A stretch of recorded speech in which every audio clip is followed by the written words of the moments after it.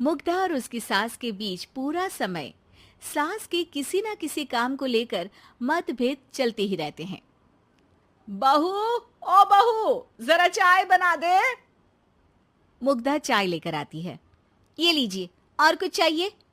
अरे नहीं, बस चाय पीने का मन था। जाओ, तुम दूसरा काम करो। चाय पीने के थोड़ी देर बाद सास दोबारा मुग्धा को आवाज लगाती है।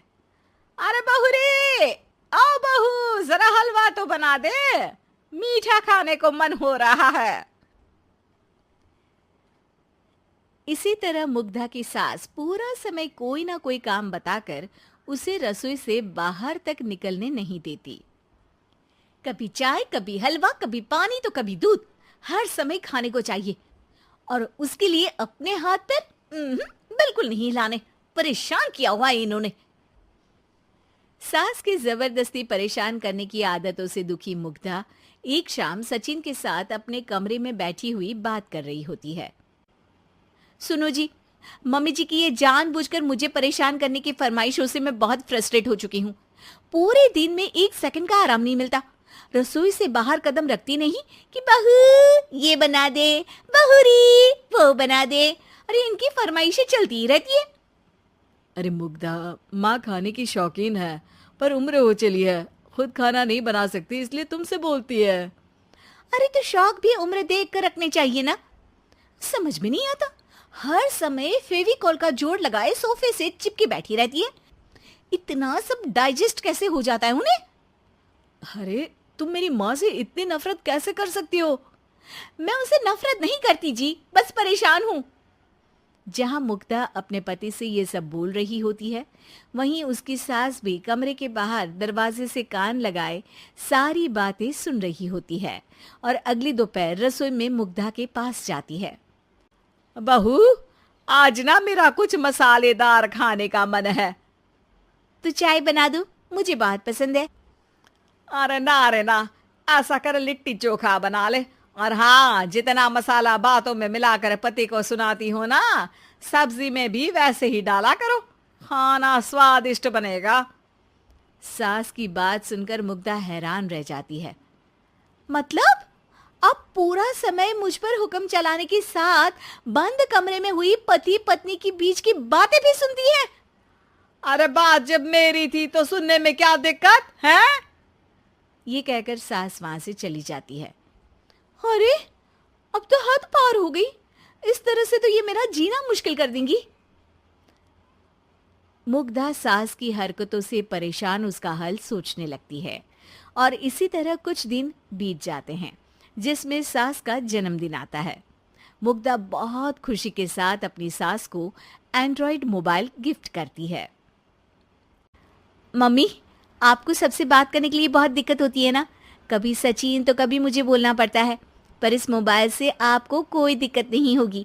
एक जगह बैठे बैठे बहुत कुछ कर सकती हैं अब आप। मोबाइल देख सासू माँ खुश हो जाती है, पर उसे इस्तेमाल करना तो आता नहीं, इसलिए साइड में रख देती है। जिसे देख मुग्धा घर का सारा काम छोड़ मोबाइल सेट कर सास को इस्तेमाल करना सिखाने लगती है, जिसके बाद अब सास पूरा समय मोबाइल में ही लगी रहती है। हाय, जब से मम्मी को मोबाइल मिला है मेरी लाइफ में कितनी शांति आई है। अच्छा है, इसी तरह बिजी रहे तो मैं भी सुकून की जिंदगी जी पाऊंगी। अब मुग्धा जब मन करे काम करना, जैसा चाहे वैसा खाना बनाकर खाना, पूरा समय रिलैक्स और खुश रहने लगती है। क्या बात है, आजकल तुम बहुत चहक रही हो। अरे मम्मी जी से छुटकारा जो मिला है, अब ना फरमाइशें ना छुप छुप कर बातें सुनना। अच्छा, तो मोबाइल गिफ्ट करने की ये स्कीम थी। इसी तरह दिन बीतते हैं और अब मोबाइल पर लगी सास फरमाइशों की जगह सवालों के लिए बहू को आवाजें लगाना शुरू कर देती है। अरे बहू सुन तो, देख जरा किसी का फोन क्यों नहीं मिल रहा? रिचार्ज खत्म हो गया है, पर अभी 4 दिन पहले ही तो मैंने किया था। इतनी जल्दी कैसे खत्म हो गया?